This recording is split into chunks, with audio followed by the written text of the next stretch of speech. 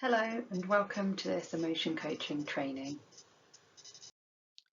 The plan for this session is to cover what emotion coaching is, why it can be helpful, and how to implement it in school, in our day-to-day practice.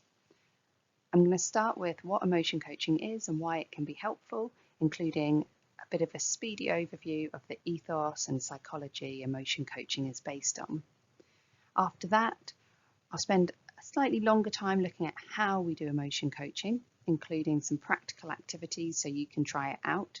I'm keen to give you the opportunity to think about how emotion coaching fits with your current practice, which students it might be particularly helpful for, and what it will look and sound like when you're using it.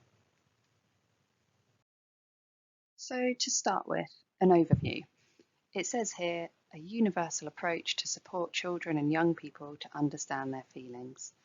And I like to think of emotion coaching as a framework to support the quality of our interactions with children and young people, and often adults for that matter too. It allows us to consider how we talk to and support children, especially those with behaviour difficulties or emotion regulation difficulties, such as trying to cope with, say, strong feelings of anger, for example. And we don't want to just survive these moments or try to simply weather their storms. We want to use them as teachable moments where they get to learn explicitly or implicitly how to cope with these strong emotions, which are a natural part of life. Emotion coaching comes from the work of the American psychologist John Gottman, and he has done absolutely loads of research into the area of relationships. His work on considering parenting styles is what led to emotion coaching, but he also looks at relationships in general. He's done lots of research on marital relationships, and if you're interested, he's got a website, the Gottman Institute. It's very interesting. Two good things about emotion coaching. It's what we would call a universal or wave one approach, which is to say that it can be used by all members of staff. It doesn't require a particular amount of time or allocated room or space or lots of lengthy planning and setup. It's really just a specific way of talking with one another, which supports the development of emotional understanding. And the other thing I really like about emotion coaching is that it represents the union of attachment theory and neuropsychology. So it draws from research on attachment, the importance of those early relationship experiences, but it further develops this by thinking about ongoing brain plasticity and how different parts of the brain communicate together. So as Gottman says on the slide, emotion coaching helps children and young people to understand the different emotions they experience, why they occur, and how to handle them. To give an overview in a little more detail, here are the 4 steps that emotion coaching consists of. And we're going to focus on 1 and 2 in this session in particular. So number 1, recognise the child's emotions and empathise with them. Number 2, validate and label the child's feelings. Then number 3, set limits on the behaviour if that's needed. And number 4, problem solving with the child. So, as I said, it's a specific way of talking with one another. And for some of you, this will come really naturally. You may be already doing it. But what I love about the framework, about having 4 steps, is it really allows the invisible to be more visible, and for us to have a way of articulating high quality interactions, which can be a really difficult thing to do. It's no good asking staff to, say, be kind or to use empathy when working with a child or young person, because it's often just too general, especially when we're asking people to operate in this way during emotionally charged moments. So I often ask people, well, even if you do some of it or all of this already, are you consciously aware of it? Can you describe what it is that you're doing to others or articulate the types of interactions that either you're managing or that you'd love to see happening for the children in your setting, happening around your school? And I think having a framework can really help us do this. So emotion coaching should be an approach that's compatible with your existing school strategies. And as we were saying, it's extremely likely that some people will be doing some elements of it some of the time already. And this slide just underlines that it's an evidence-based approach from the research of John Gottman. It's shown to help with the skills bullet pointed here, and when you think about it, it's kind of intuitive that it would. If you think about the skill of regulating your emotions, it kind of fits that these skills would be positively affected. So, for example, impulse is often about a lack of regulation. You're acting out on a feeling rather than managing to contain and process it. Delaying gratification also requires us to tolerate difficult feelings. For example, I really just want to watch TV instead of doing my homework, but I'm going to tolerate that feeling that it's unfair, that feeling of annoyance or irritation, because I know it will be better for me in the long run. Self-soothing means I not only tolerate, but I have learnt ways that I can process, sit with, and regulate my own difficult emotions. And lastly, we know as adults how hard it is to listen to someone or get work done if we're feeling, for example, uptight or worried after an argument with someone. If I can feel more emotionally settled, emotionally regulated, then I'm going to be far more likely to be able to pay attention. So thinking a bit more broadly now about the ethos of emotion coaching, we can describe it as a relational approach which develops internal regulation. And you might have heard of traditional behaviour management as opposed to empathic behaviour management. And some schools even have a relationship policy rather than a behaviour policy. And I'd say emotion coaching is highly relevant to this sort of shift in focus.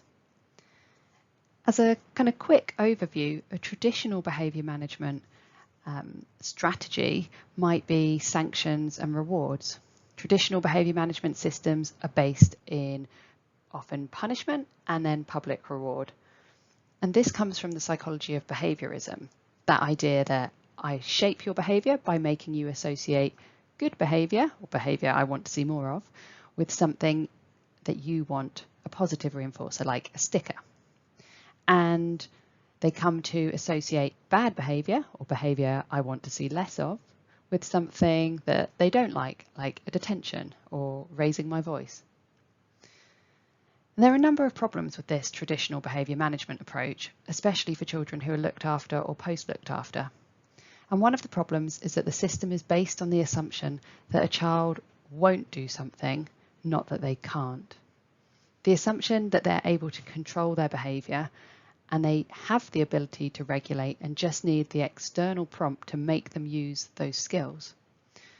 Overall, it's a strategy that uses, therefore, an external framework. We're expecting the behaviour change to be prompted by these external sanctions and rewards. By contrast, we can describe an alternative approach as empathic behaviour management. And one strategy would be emotion coaching. And emotion coaching works on the assumption that the child may not be able to regulate, and we need to help them build those skills. And if we think about it, that's true for all children. They're in the process of developing those skills, and some more than others. It focuses on the importance of them being able to internally regulate, and as such, what we call the locus of control is shifted to within the child. There's more that I could say about these overarching systems, but I'll leave it there as this is just a short session on emotion coaching. But hopefully this draws attention to where it sits in terms of the type of approach to managing behaviour. And it's probably also a good time to mention that emotion coaching works best as a whole school approach, with staff buying into the ethos behind it in terms of empathizing with children and developing their emotional skills. You can imagine it's going to be far less effective if some staff are using a traditional approach and others are trying to use more of an emotion coaching approach. In terms of the psychological theory behind emotion coaching, there are two main areas I want to cover. There's attachment theory and neuroscience. As I said at the start, we only have time for a brief overview today, but hopefully it's enough to give you a sense of a couple of key theories that underpin the strategy. And the first key concept is from an area of neuroscience. It's summarised on the right-hand side, this idea that it is hard to problem solve when we flip the lid. And to explain this concept, I'm going to show you a video by Dr. Dan Siegel. He's written books such as The Whole Brain Child, and he has a model which he calls the brain in the palm of your hand. This can be a really useful way to understand what happens in children and young people's brains when they're having an emotional outburst.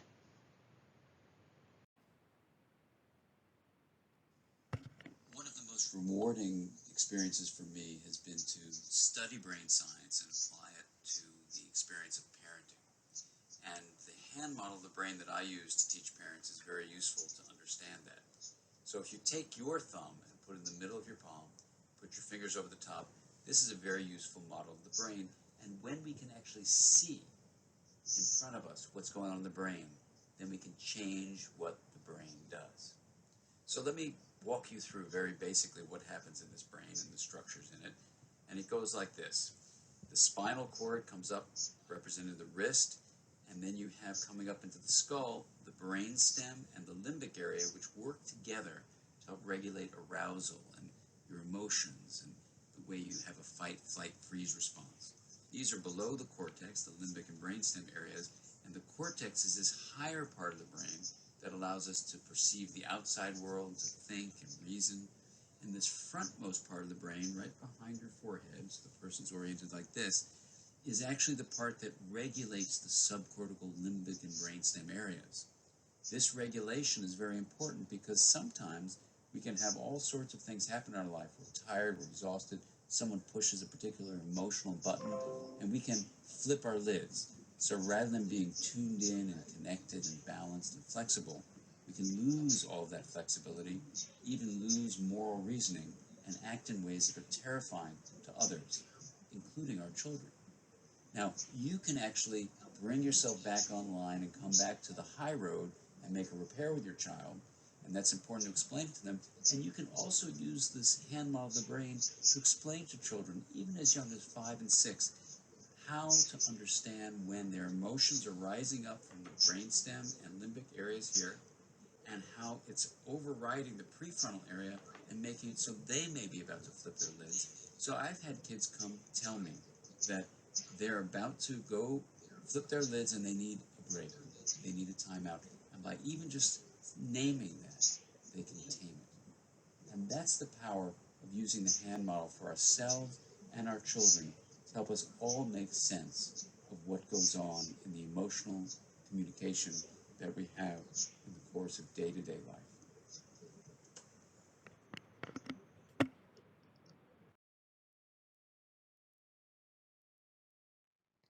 So the video really highlighted the importance of connecting. By connecting, I mean empathically tuning in and tuning into the child or young person before correcting. By correcting, I mean providing guidance or boundaries, because we want to reconnect the rational brain before we start to try and problem solve. And we'll come back to this idea of connect before correct later on.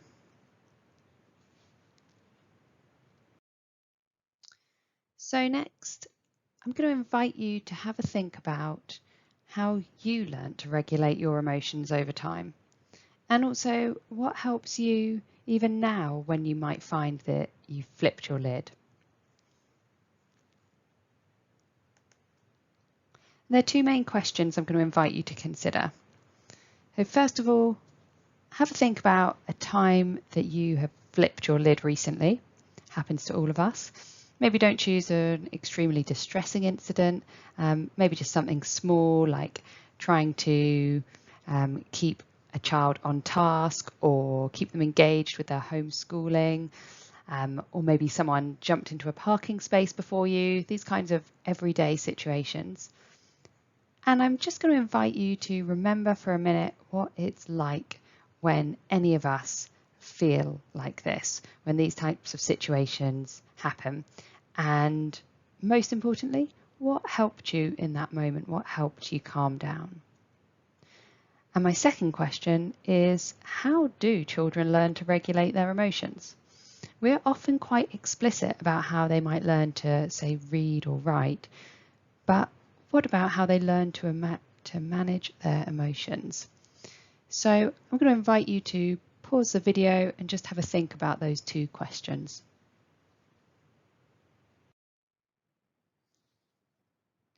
So often when I ask people those questions, they are easily able to recall a time when they kind of flipped their lid and also what helped them to regulate. And suggestions often range from talking to themselves, kind of talking them down, or talking to others about what's happened, through to much more kind of sensory strategies such as taking a deep breath or having a bath. And I really like this exercise because it reminds us that as adults, we're not immune from this process. And just remembering that, I think, can help us stay empathically connected to the children and young people we work with who might be having a really hard time themselves regulating. And then we've got the question of, how do children actually learn emotion regulation skills? And there are some examples suggested on the slide. So the suggestion that initially we might learn to regulate our emotions via an adult physically soothing us or comforting us, by positive emotional experiences and experiencing empathy from another. We can also refer to this as co-regulation. This is something that we all do day to day. For example, if you go into the staff room or you come home from a tough day, and you might kind of offload a bit onto someone else, and they listen, and they might just offer something really straightforward like, wow, that sounds really stressful.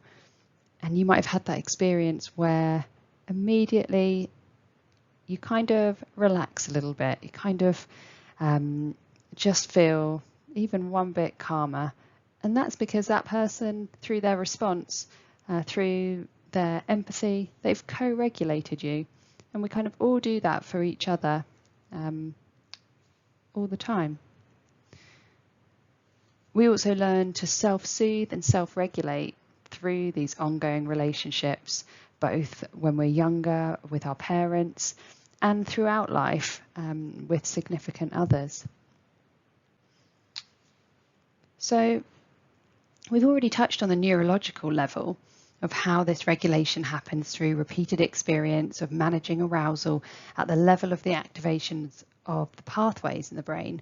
So making those connections between the brainstem and limbic system along with the prefrontal cortex. So reconnecting that lid rather than the lid being flipped and disconnected, reconnecting it.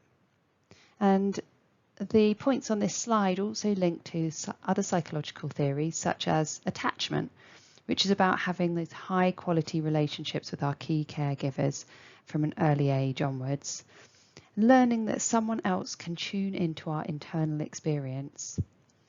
And it also relates to how we form an internal working model of ourselves and the world around us based on these early relationships and on relationships throughout life.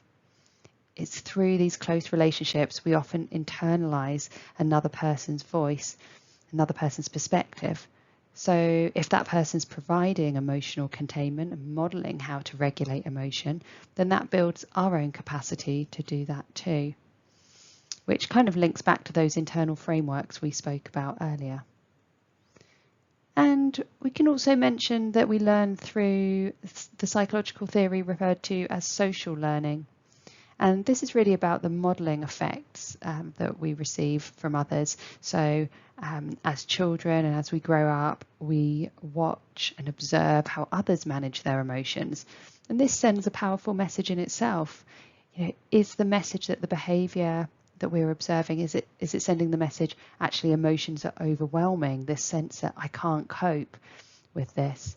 There are also social cues about how others react to my emotions. Are they reacting to my emotions and the message being sent is that they're unbearable, they're intolerable, and maybe emotions are to be avoided or suppressed? Or are they modelling that emotions can be tolerated, they can be expressed, but also contained through boundaries and guidance, and then ultimately also problem solving can happen to generate a solution or think about what we might do differently next time. Overall, the key message is that you need to have emotions to learn emotion regulation. Having the emotions in itself is okay. And that when children show emotions, this is the time we can help them to learn these important skills.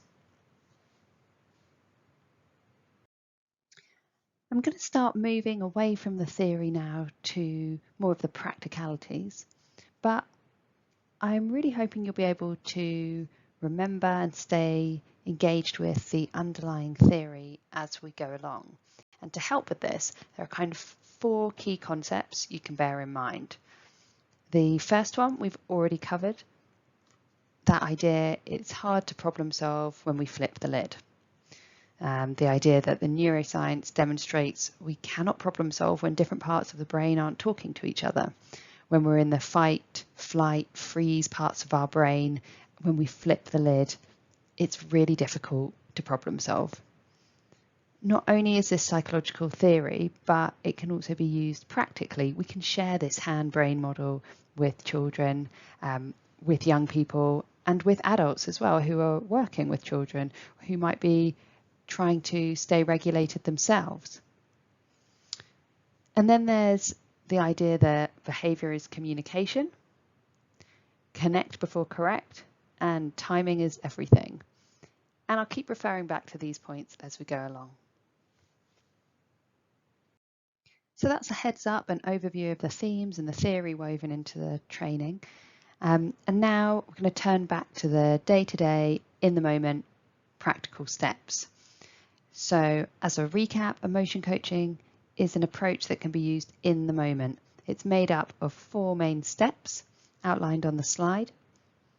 And it's a way of communicating, as we've said, rather than a specific sort of discrete intervention like, say, a zones of regulation group that might come together once a week or twice a week. Rather, this is a way of communicating that is therefore embedded into our interactions throughout the day. It can work really well and often best as a whole school wave 1 approach. And we can describe it as helping adults who are supporting children to be more in control and less controlling. So that idea of moving away from purely external frameworks for regulation and rather helping them to develop internal frameworks. And I want to start linking this to your day-to-day work and the children and young people that you work with. And we're going to do that through working through each of the steps and giving you a chance to have a go. So the first step is recognizing the child's feelings and empathizing with them. Now, I know this sounds so obvious, and some of you might be thinking, that's not a strategy. You're not even doing anything. You're just noticing something or feeling something. But I would argue that it is a type of strategy. It's just perhaps not one that we talk about, or we don't talk about it much. And we often don't always make it visible or articulate it explicitly. And I would say it's a strategy that comes under being, not doing. And when we're supporting children with social, emotional, mental health needs, our work will need to be about the being, that ability to feel, to be present, to authentically connect with another, as much as it is about doing any particular action. And even if you count yourself as emotionally literate and good at this type of thing, I would say, have you noticed how much harder it is to do that during, say, a busy day when you've got a million other things going on? I think we can all become disconnected from what's happening for children and young people at times. And this step 1 reminds us that we can't skip this out. We've got to do this first of all and before anything else. So I have a few activities up next, with the aim being to give you a chance to develop at least one script or one example that covers the 4 emotion coaching steps. And the first activity, as it says, is think about a time when a child or young person had flipped their lid, so to speak, and was displaying challenging behaviours. You'll find this activity in handout 1, but I've also put it on the right hand side so that you can see what you need to do. As it says, I want you to have a think about what are the behaviours, first of all. So what could you see? And then secondly, what are the feelings? What might the child have been feeling underneath the behaviour that was very obvious and that they were demonstrating? And I would actually say to maybe think about a time when it was just before the most challenging moment, or just before they flipped their lid, just because this can be slightly easier to use when we're learning a new approach. And also we generally want to try and use emotion coaching in the lead up to the most challenging behaviours. So now would be a good time to pause the video and have a go at the first step and the first activity. So hopefully that gave you a chance to reflect on a real life situation and generate some of the behaviours that you see and have a think about some of the feelings that might underlie those behaviours. And this first step links to the Iceberg Model, which you may have come across before. It conveys the idea of differentiating the behaviour, which is the tip of the iceberg, the bit that we can see really clearly, from its emotional roots, the bit that we can't see that's hidden underneath the water. And on top of the iceberg, you have the behaviour that you can see clearly, but of course underneath there's much more going on that we can't see.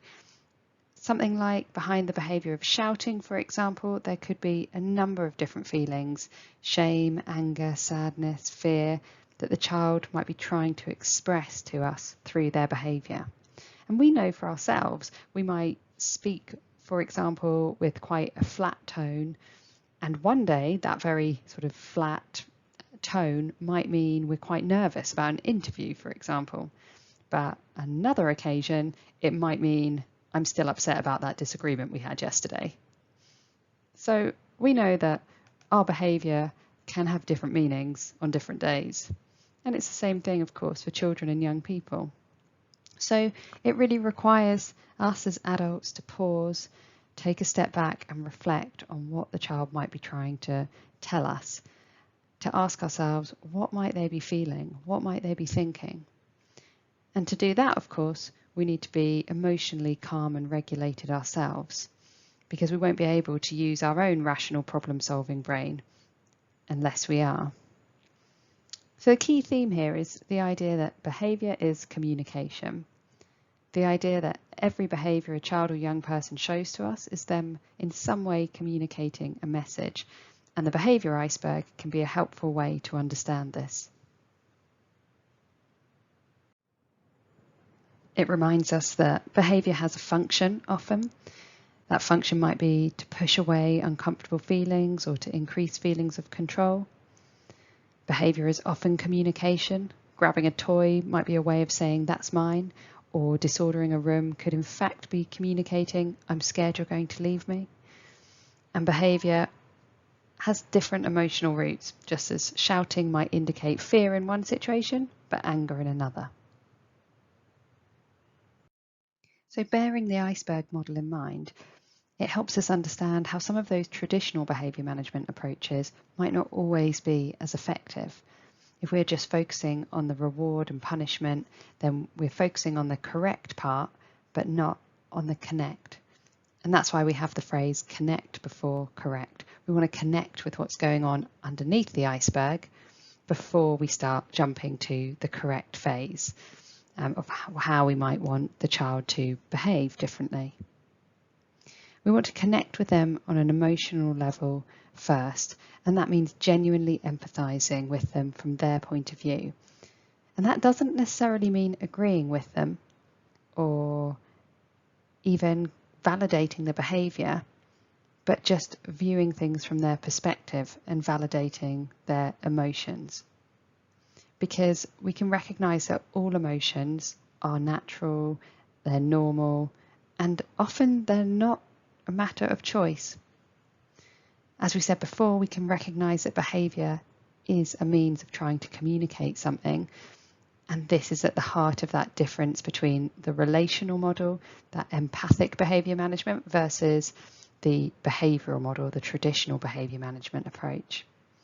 And we want to look for physical and verbal signs of the emotion being felt. So we really have to become almost like emotion detectives. We have to become tuned into, oh yeah, I notice that micro expression, or I notice that non-verbal sign that often means they're starting to feel frustrated, worried, stressed.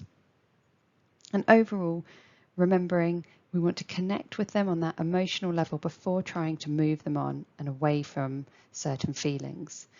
We can go back to that example of how having quite, say, a flat voice or being quite short with someone might on one day mean you're nervous, but on another upset. And let's say it's because you're upset because of a previous argument with that person. Imagine then that someone tries to correct you first. They say, oh, come on, stop being so serious. And remember how that might, or imagine how that might feel. They kind of try and jolly you out of it. Often we'll then feel kind of, well, we've been missed. Hang on, you haven't got how I'm feeling. You've not taken on my perspective. You've not connected with me before just trying to correct me with the stop being so serious and trying to move me on or move me away from those feelings.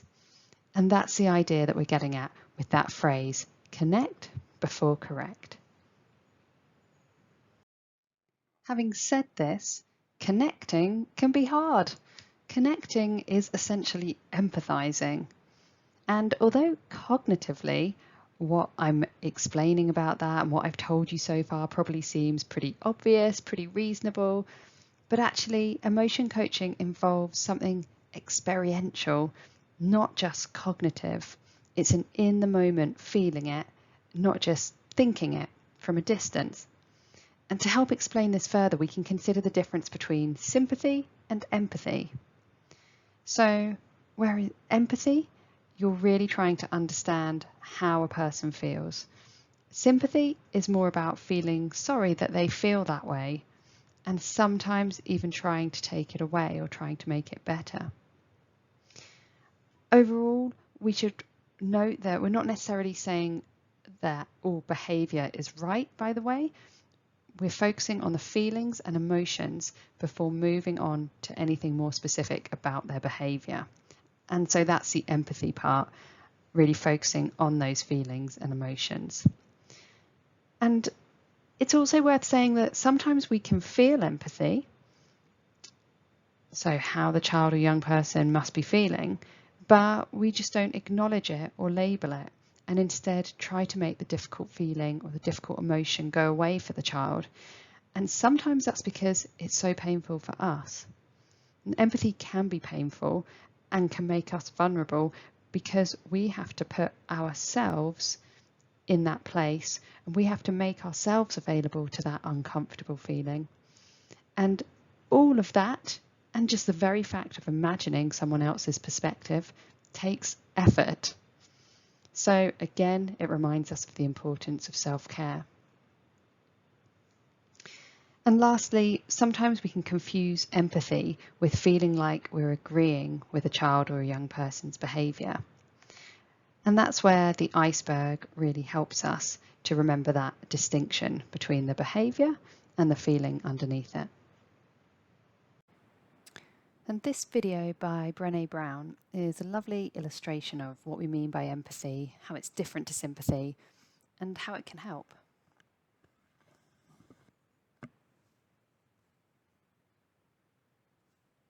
So what is empathy? And why is it very different than sympathy? Empathy fuels connection. Sympathy drives disconnection. Empathy, it's very interesting. Teresa Wiseman is a nursing scholar who studied professions, very diverse professions where empathy is relevant, and came up with 4 qualities of empathy. Perspective taking, the ability to take the perspective of another person or recognize their perspective as their truth. Staying out of judgment, not easy when you enjoy it as much as most of us do. Recognizing emotion in other people and then communicating that. Empathy is feeling with people. And to me, I always think of empathy as this kind of sacred space when someone's kind of in a deep hole and they shout out from the bottom and they say, I'm stuck, it's dark, I'm overwhelmed. And then we look and we say, hey, I'm down. I know what it's like down here, and you're not alone. Sympathy is, ooh, it's bad, no, you want a sandwich? Empathy is a choice, and it's a vulnerable choice, because in order to connect with you, I have to connect with something in myself that knows that feeling. Rarely, if ever, does an empathic response begin with "at least." Yeah. And we do it all the time, because you know what? Someone just shared something with us that's incredibly painful, and we're trying to silver lining it. I don't think that's a verb, but I'm using it as one. We're trying to put the silver lining around it. So, I had a miscarriage. Oh, at least you know you can get pregnant. I think my marriage is falling apart. At least you have a marriage. John's getting kicked out of school. At least Sarah is an A student. But one of the things we do sometimes in the face of very difficult conversations is we try to make things better. If I share something with you that's very difficult, I'd rather you say, I don't even know what to say right now, I'm just so glad you told me. Because the truth is, rarely can a response make something better. What makes something better is connection.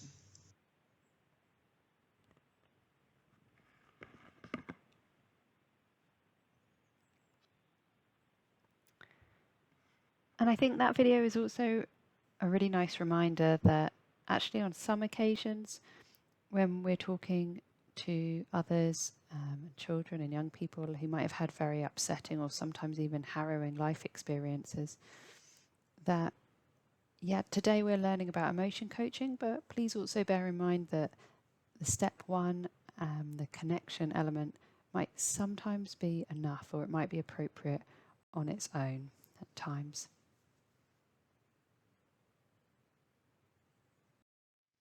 Okay, so I think we're agreed, empathizing can be hard. Sometimes it is not our first knee-jerk reaction to a situation, and it can require effort. So the next activity I like to think of as encouraging us to stretch our empathy muscles and give us a chance to practice those skills, remind ourselves of those skills. It's in handout 1 as well, activity 2, and you'll see it's a list of some emotional situations that a child might experience or a young person might experience. And then I'm going to invite you to think about a similar situation for an adult and really putting yourself in their shoes. So the first one, starting school for the first time. What is a similar situation for an adult? And how does it feel being in that situation? And there's the full list you can find in the handout, but here would be a good time to pause the video and have a go at completing the sheet.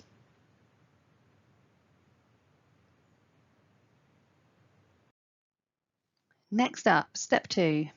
So whereas step 1 involves connect before correct and kind of at an internal level, we can see step 2 as involving connect before correct through language. We are giving them the language to describe how they feel, with the assumption that often a child might not know how they're feeling or they can't put it into words. And talking to people when they're in emotional stress has in itself been shown to calm their emotional brain.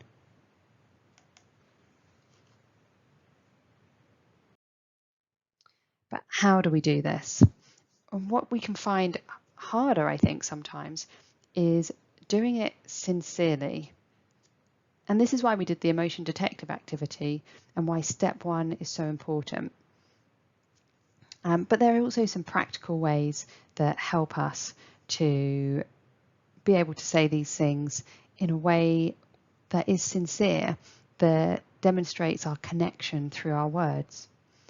For example, we can use words to reflect back the child's emotion and help the child to label it. And that might mean using some of the exact words, but it might also mean using our own words to summarize. Also, sometimes we can just simply observe. It's a case of say what you see. Sometimes we can feel that we are waiting, or we are not jumping in to correct. We do talk to them, but then actually when we think about it, what we're doing is a lot of why. Why did you do that? Why did you say that? Whereas asking these probing questions, they might not really know the answer to those questions. It might raise their arousal level or their dysregulation further. Instead of just saying what you see, I can see that you're frowning, for example. And then lastly, telling the person that you understand their emotional situation, that you're tuned into that element of it, and that you don't blame them, all helps to soothe that emotional dysregulation. And here are some examples of that validation, examples of naming the emotions and labeling them. I'm going to give you just a chance to read them over in your own time.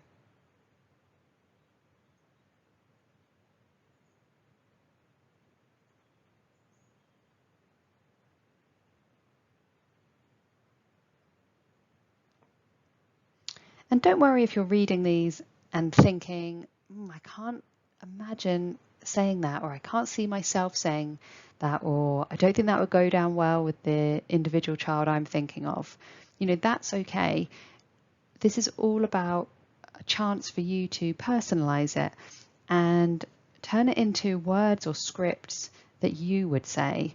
It's so important that it comes across as authentic. And that's why we need to personalize it, because it's really important it's sincere. And sometimes I find also in some situations, some of these scripts I find can work better just being a bit shorter. Sometimes I can find it a bit easier, or it can come across a little bit more naturally or a bit more like me when it's shorter or chunked, or I might focus on the tone of my voice or what feels natural just for me. So for example, we can have a look at the second one. It might just be a case of, you're frowning.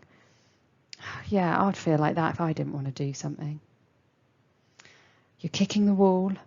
So much energy. You really don't want to do this. You can see how making it just a little bit shorter or chunking it up might feel a bit different than those quite long sentences that we've got as examples on the slide. Similarly, the last one, as being a little bit shorter, might be, you're looking at the others. Perhaps you're nervous about if the work will be all right. Have I got that right? There's again something about it being shorter that I think can help us especially when we're starting to try it out, or we're starting to make it work for us. Or sometimes I might just keep it really, really short. It might literally just be a phrase like, yeah, it hurts, with a nod, or with a rub on the back, or breathing into the moment, letting that feeling touch you, sitting with the emotion that they're feeling too. But as you can imagine, that's why it's so important to have a go at some of these activities, have a go at thinking in advance about how you might sound, or the types of words or phrases that you want to use in your role and with the individuals that you work with, the age range you work with. It's so much harder to put it all into practice in the moment when emotions are high, behaviours are difficult. Actually, we want to practice doing some emotion coaching in advance. And this activity is going to help with just that. So again, it's in the handout, and this is the activity for step 2. Again, if you just bring to your mind a particular child or young person and think of a time they were struggling with their behaviour. And now I want you to think about what you might say to this child or young person to help label and validate the emotion that they're experiencing. And again, you've got the grid where I put an example on the right hand side, And that has lots of different examples as well to give you ideas under labelling and under empathizing and validating. So now would be a good time to pause the video and have a go at thinking about how you might label and validate the child's feelings.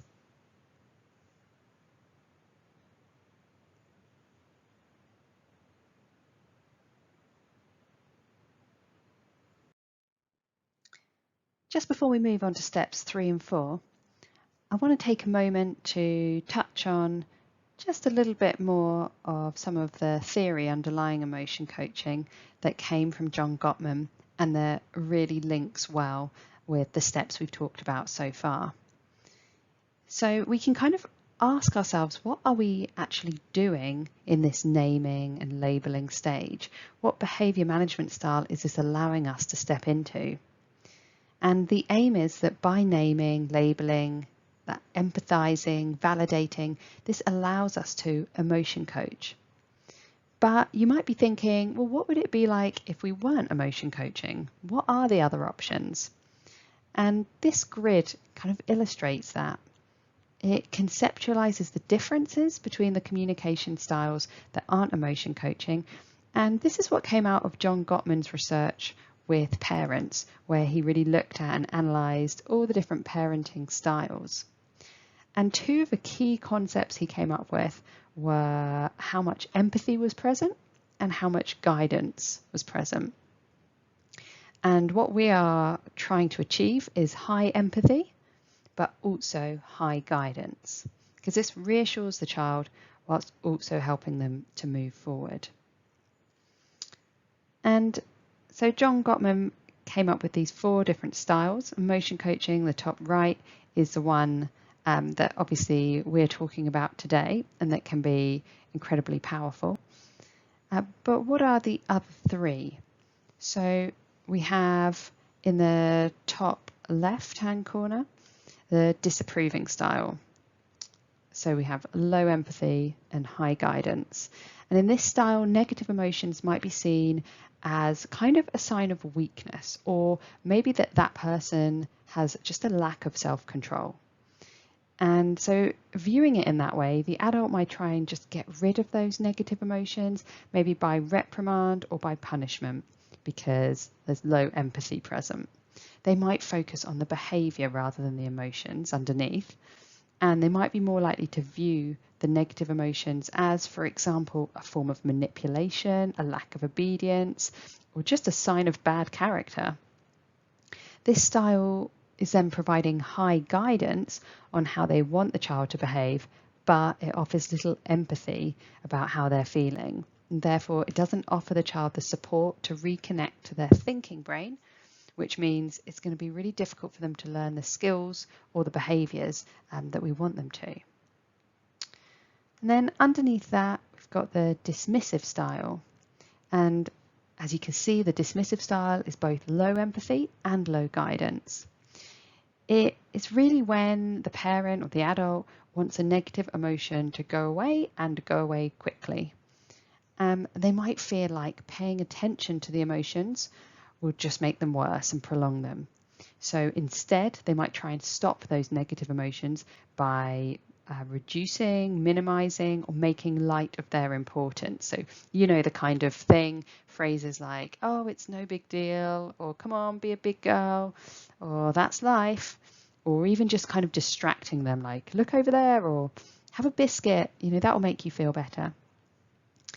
And although, we often move into this style of communication, I'm sure we've all done something along these lines at times, the implications of doing it and only operating in that mode can be quite negative for children, because in this style, it offers little empathy about how the child's feeling. So it's still low in that tuning in, and it doesn't give them the chance to just sit in the feeling, tolerate it, and learn from it. And also gives little guidance about what behaviour you might want them to be doing instead.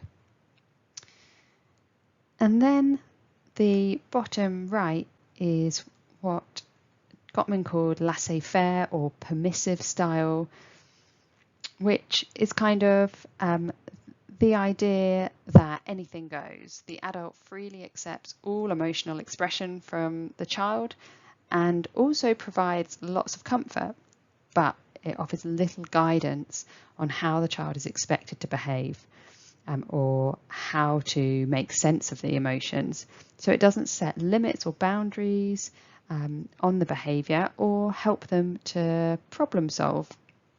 And sometimes this can be used to tactically ignore certain behaviours or seek to address them at a later stage, which is a bit different to, say, just operating in this mode all the time. Because operating in that mode all the time, again, it's not teaching the skills that they need. And it's also not providing a sense of, we have strategies, we have ways that we can cope and things that we can do and ways we can problem solve.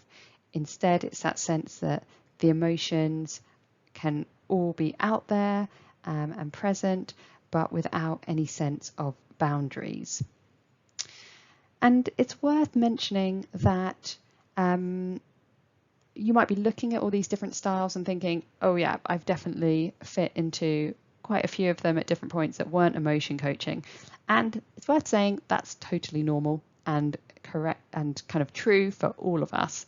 And also sometimes it might be the case that dipping into some other styles at times might be what's called for. It might be appropriate or relevant, but rather that we want to try and increase the amount that we're using emotion coaching style, rather than having a kind of unrealistic expectation that that's what we'd operate in 100% of the time. And this is a brilliant little cartoon from the book How to Talk So Kids Will Listen and Listen So Kids Will Talk. Just illustrating, it says denying, dismissing the feeling. I would say it's actually also quite a lot of disapproval style as well. I'll give you a chance to have a read over it.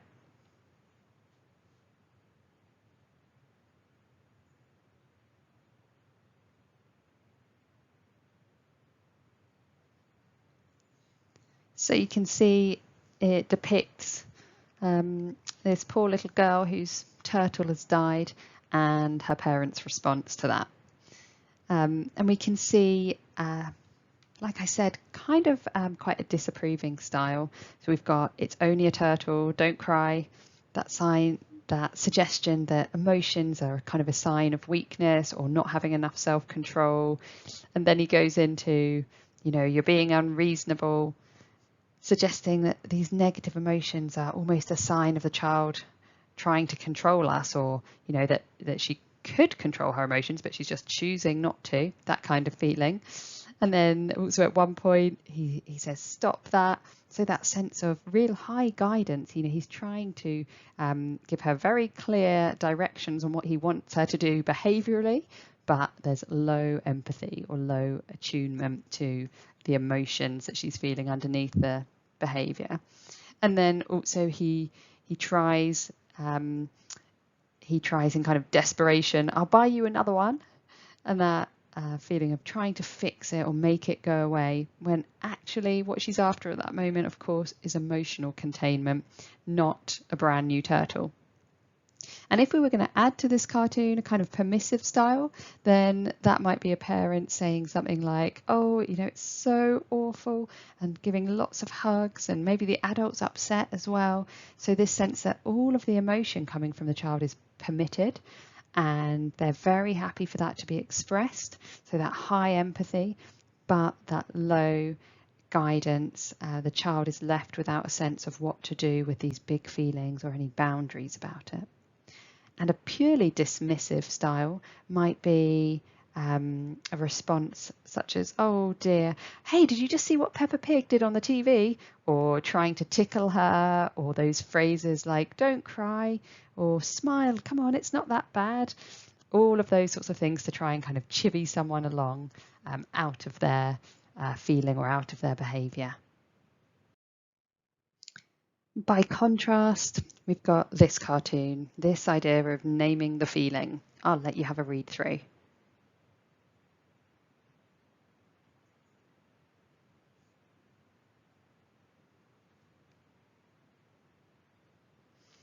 So we can see this really different approach here. Something about the adult kind of sitting with, tuning into some of the feelings of shock, of hurt, that type of thing. And I also like this example because in some ways it's slightly different to emotion coaching, but it really captures some of the essence as well. And I find it helpful because it includes sometimes some quite general statements like to lose a friend can hurt. That idea of kind of putting a statement out there like that seems to chime with their experience, and then can kind of wait to see if does that ring true for them.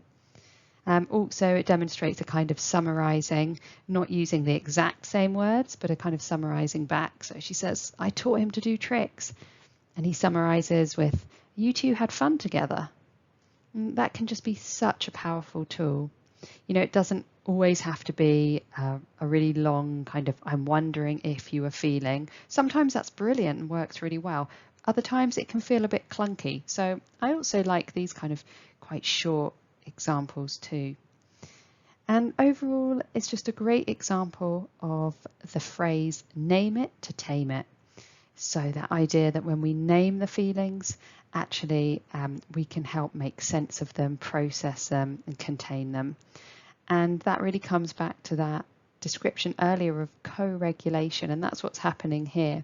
And it's something that we probably all had the experience of, that power of someone tuning in to how we're feeling, maybe even summarizing a bit of how we're feeling, and us feeling more regulated in return. Another example of naming feelings comes from the brilliant cartoon Inside Out that you might have seen before. And I'm going to show you a clip from it now, and I'd like you to think about which character would we say is emotion coaching and which isn't. How do you know? What are the results of the different styles that they use?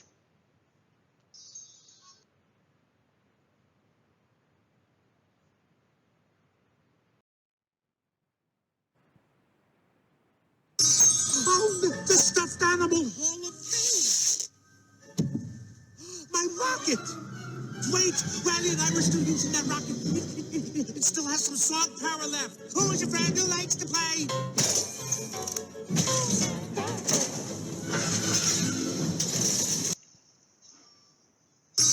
Oh, the stuffed animal Hall of Fame. My rocket. Wait, Riley and I were still using that rocket. It still has some song power left. Who is your friend who likes to play?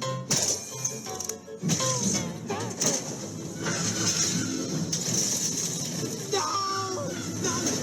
you can't take my rocket to the top. Riley and I are going to the moon.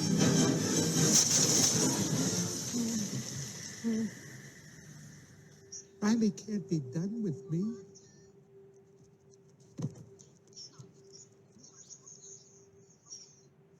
Hey, it's gonna be okay. We can fix this. We just need to get back to headquarters. Which way to the train station?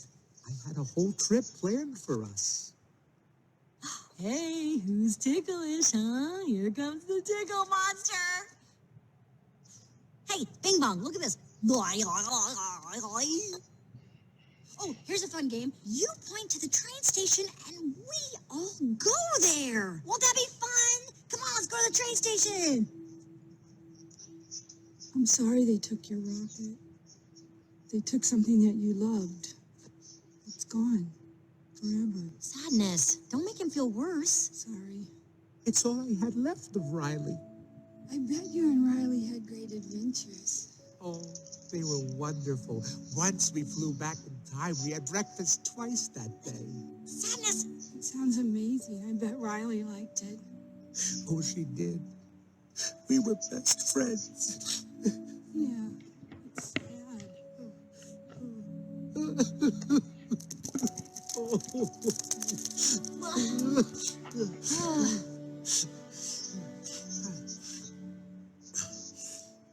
okay now.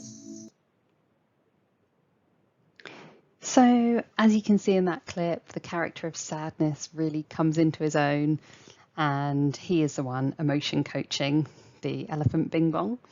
He really tunes into him, and we can see it's that connecting and that tuning in that then allows the elephant to feel ready to move on and keep going. And we can see that actually the character of Joy, despite being very, very bubbly and happy, through her actions, she was kind of feeding more into the dismissing style. She was trying to tickle him out of his sad emotion, making silly faces, that type of thing. So we've covered step 1 and 2. Now we're going to finish with step 3 and 4. I won't be going into so much detail as often schools are more familiar with these steps. But as we can see, step 3 is about setting limits if that's needed, if that's necessary. It won't be needed, won't be the case in every situation. But as it says, emotion coaching, we want to validate the emotion and we want to label the feeling as we've just been looking at. But of course, certain behaviours can't be accepted. For example, a behaviour that means that the child or young person isn't safe. And we have an example below, kind of example script of you're angry I've taken your phone, but these are the rules that everyone has to follow. I will keep it safe for you.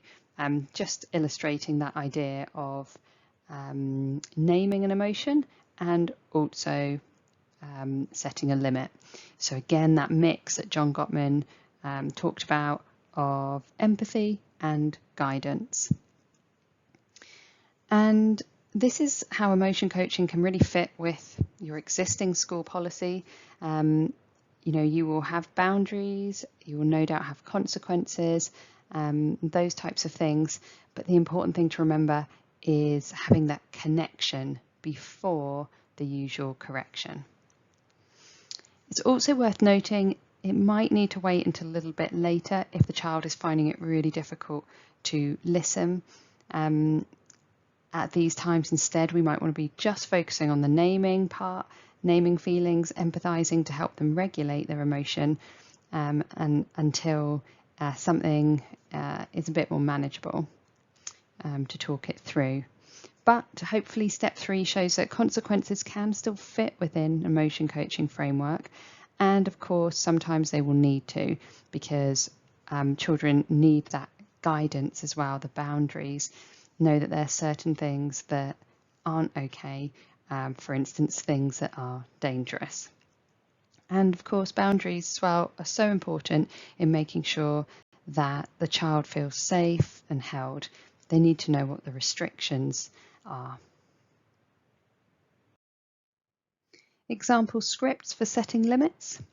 We've got, these are the rules that we have to follow. Doing that is not okay. So it's very simple, quite straightforward, that example. You didn't do the task as we agreed. You're probably angry that you can't join in the practical session with the others now because you have to complete the written assessment first. And we've got, we can't behave like that even though you're feeling annoyed because it's not safe. And again, the important thing to remember is that these sorts of things come after connecting. These parts go with the script that you've just done in step 2 about validating the emotion. And I want you to think about, imagine the difference if step 1 was truly connected in an empathic sense, you're truly empathically connected, as compared to if you are not feeling very connected, or you're only, say, sympathetic, or you're just trying to use the steps as a strategy that's entirely detached from your feelings.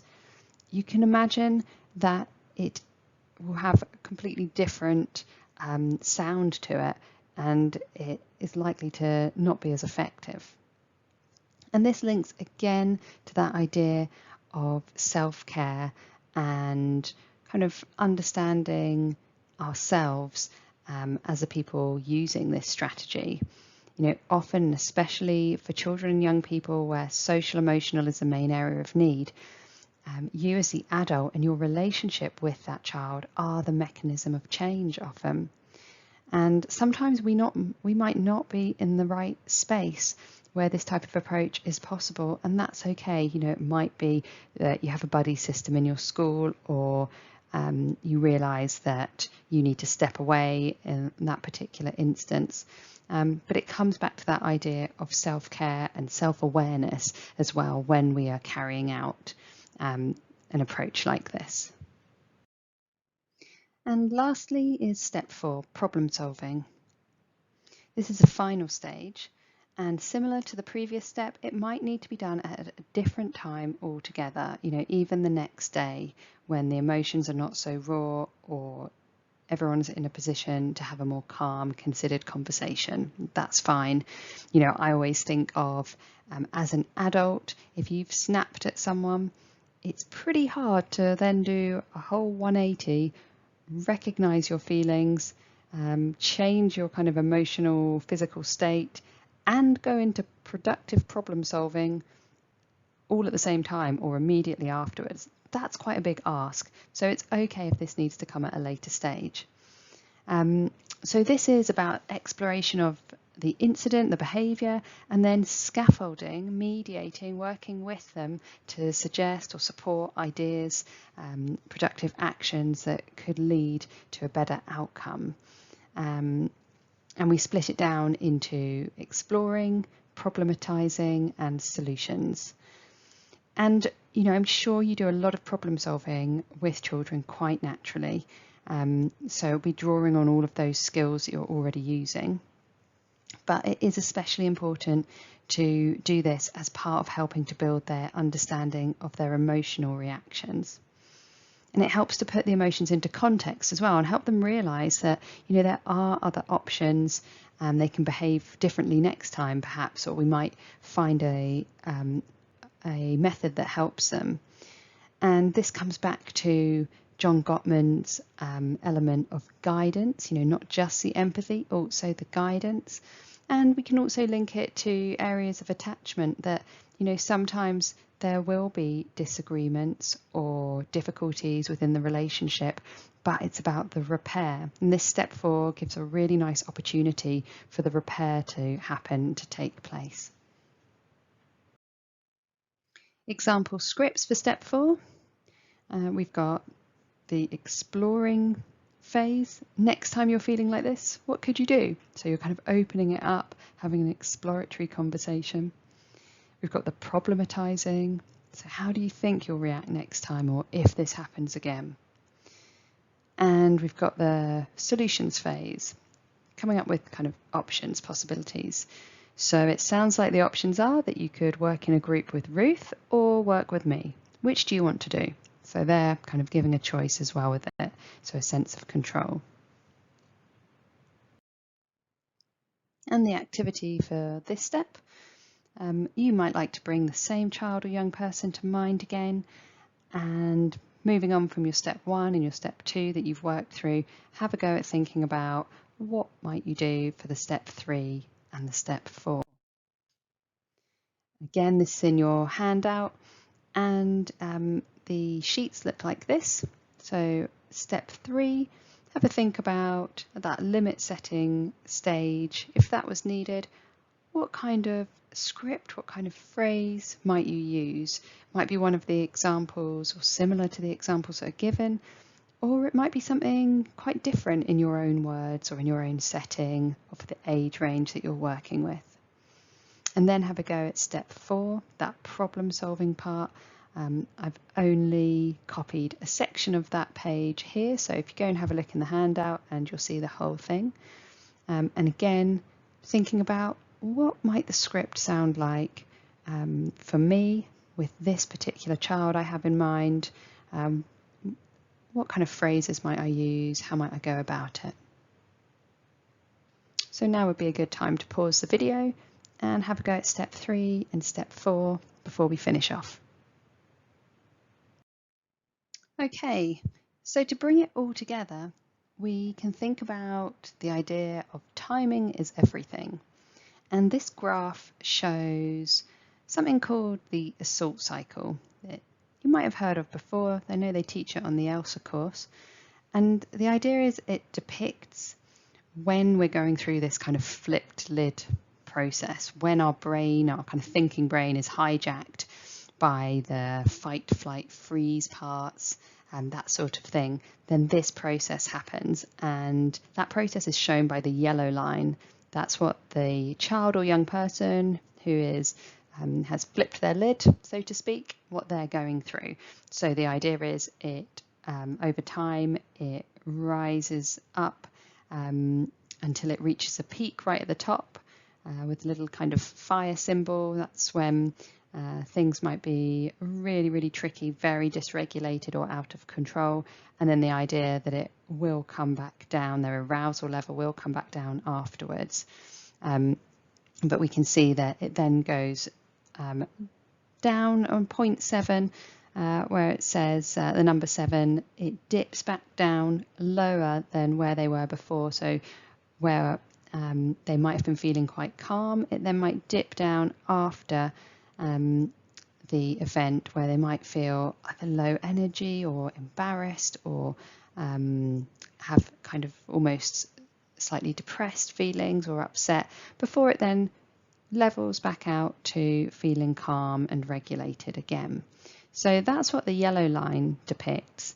And we can map on emotion coaching and using that as a strategy to this assault cycle, this experience of having very strong emotions and the process of that. And you can see that when the feelings are increasing, when the challenging emotions are increasing, that dysregulation is increasing, you can see that it says use step 1, 2, and 3.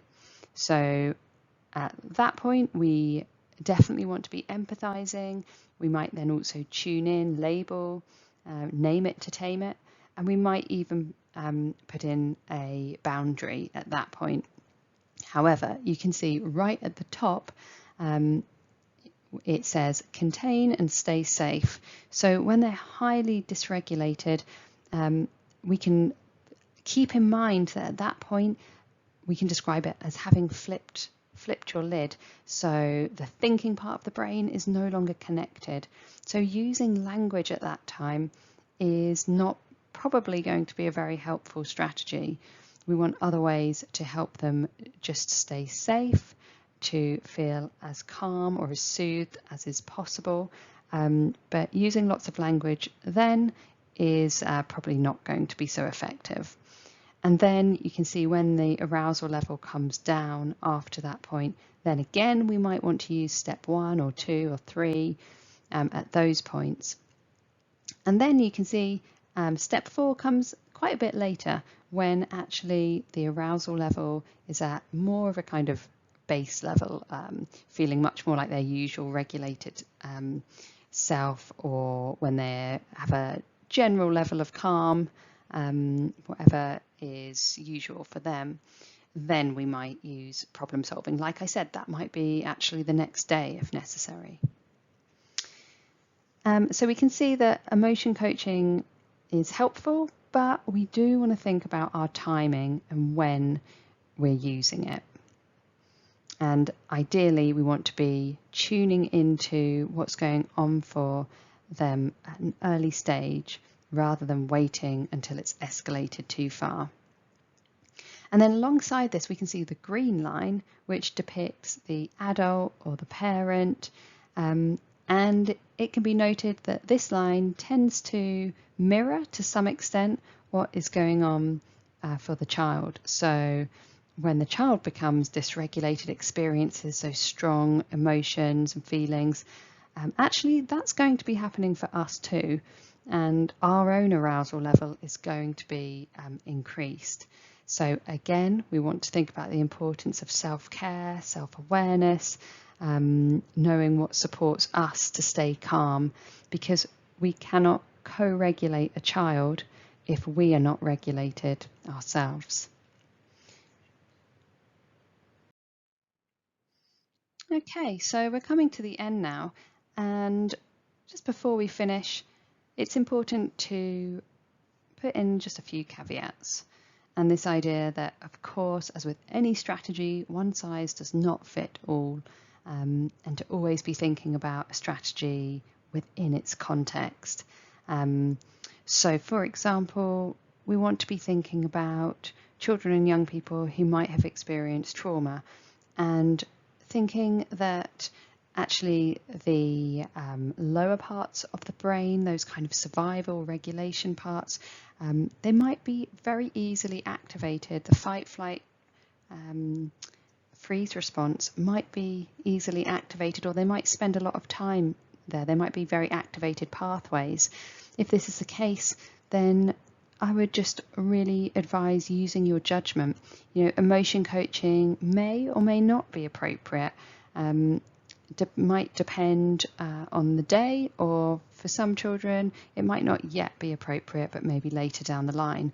If needed, seek advice from someone appropriate or a specialist to ask about using this strategy. It might be that actually instead trauma-informed practice or more kind of physical regulation strategies are more important just at the moment.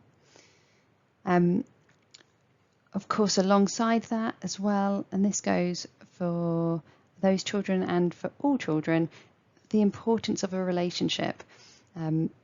If we don't have a relationship with the child, of course, strategy is never going to be able to make up for that on its own. Knowing someone and having that relationship in the first instance is, of course, invaluable and the ideal basis for using a strategy like this. I would also say just consider the amount of language. Emotion coaching does use a fair amount of language as a strategy. That might be okay for some children. For others, if they have language needs, for example, just be wary of that and consider it might be that you can differentiate it and use a lower amount of language, simplify it. For other children, you might decide at the moment this isn't the best strategy, and something else might be a bit more appropriate. And of course, we talked about timing is everything. We want to think about when we're using emotion coaching, or when we're using different steps from it, and making sure it's sensitive to the individual. If something particular is going on within their life, in their individual context, we want to be sensitive to that.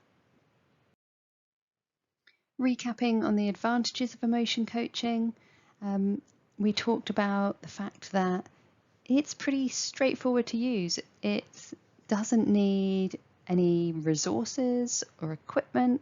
It doesn't need like an additional room. It's not a completely separate model. It can complement your existing policies and approaches.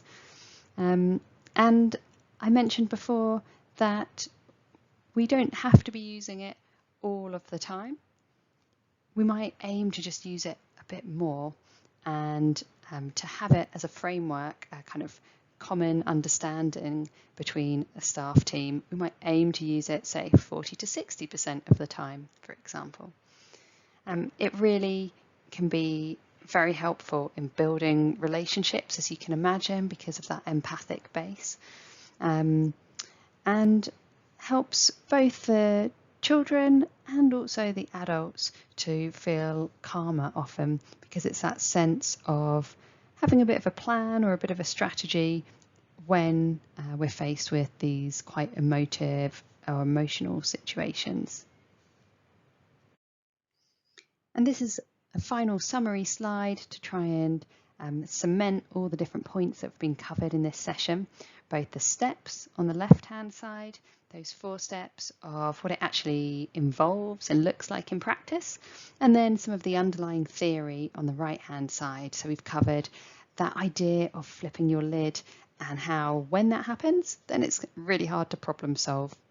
The idea that behaviour is communication, that Iceberg Model, that we really want to try and connect before we correct, so empathically connect before we're offering that guidance, and that we need to think carefully about how we're using it, when and in what way, timing is everything. So that is a broad overview of emotion coaching, some of the underlying theory and also what it looks like in practice. This is a chance for you to now just have a reflect on all the information we've covered, have a think about what will stay with you, anything that kind of sticks in your mind in particular, any next steps you might take, and in particular how the training might apply to you, the children and young people you work with as individuals and your setting as an individual context.